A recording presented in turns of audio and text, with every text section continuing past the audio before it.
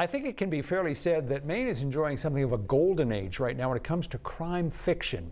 And it could be said that the guy who got it started is Gerry Boyle. He has just published his latest in his series of Jack McMorrow novels. He's with us here on 207. Thank you so much for coming in. It's good to have you. The name of this book is Robbed Blind. This is number what in the McMorrow series? 13. It's good luck. And the first one came out in 1993. When I saw that, it kind of blew my mind to think that you've been doing this for 30 years. How do you feel about that, Gerry? It kind of blows my mind, too. It's like looking back or thinking, God, have I really been married 40 years? It's flown by.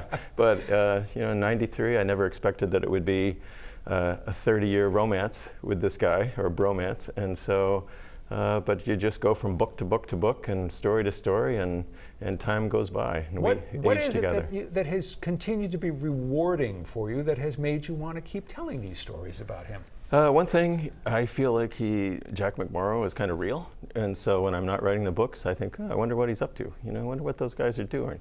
And also, once you come up with an idea and a story, and you start to people it with characters, they also become real, and then you're just off and running.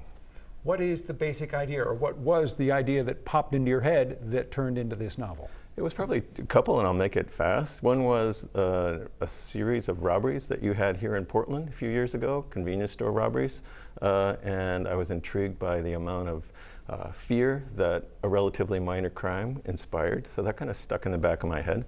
The other one was the people who work. That led to me kind of doing research on the people who work at night. If you watch the work, let's say the 10 to 6 shift, and there's not a lot of people around, but just the people who work those hours. So I began to explore that. Then also, I kind of got involved in the Catholic sort of faith and the disintegration of all of the world of my childhood, which was an Irish Catholic family. And so that led to places that traffic, sort of, and all the statues and stuff from deconsecrated Catholic churches. That led to a person who collects them. He became real, and before you knew it, I had this whole world created. You found an item at what nowadays is called the transfer station, what a lot of us still refer to as the dump, and that Right. sort of worked its way into the story, right? It did, and just by coincidence. I was at the dump in my small town in central Maine, and I still call it the dump. It's where you meet people, and they have the swap shop where people bring things of little value that they can't bear to part with and throw in the hopper.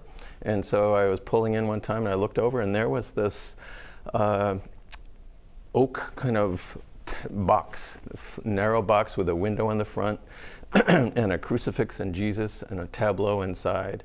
And I jumped out of the truck and ran over and grabbed it before someone else did.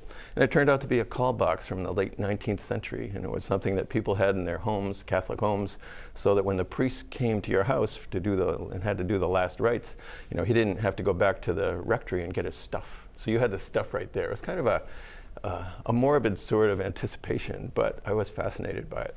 Another example of how good things come from hanging out at the town dump. They do, for sure.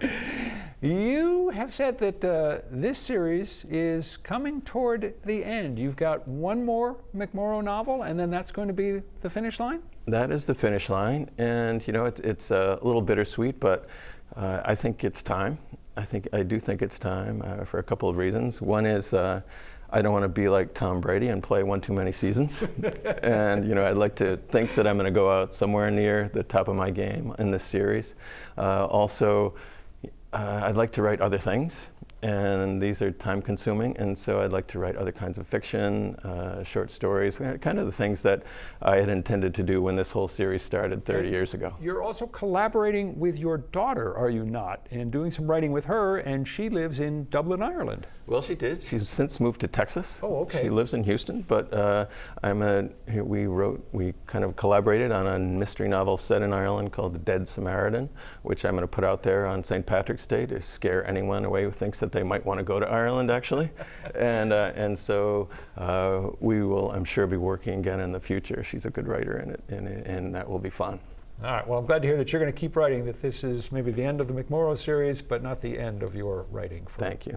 Maine and its readers. Thank you so much. Thanks, the name of the Rob. book, again, Robbed Blind by Gerry Boyle. If you'd like more information on him and the novel, just head to the 207 section of our website or app. Stick around. 207 will return right after this.